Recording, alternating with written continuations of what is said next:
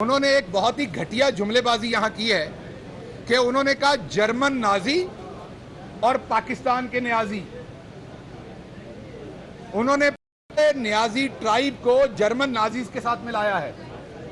Nazis कौन थे? Nazis वो थे जिन्होंने इंसानियत का कत्ल किया।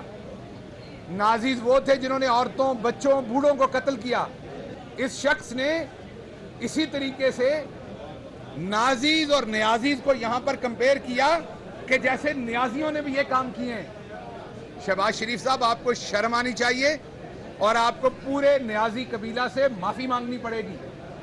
आपकी पार्टी के अंदर जो न्याजी हैं, मैं उन्हें कहता हूं गैरत खाएं ये शख्स आपके साथ क्या कर रहा है। अभी मुझे अमजद खान न्याजी का फोन आया था।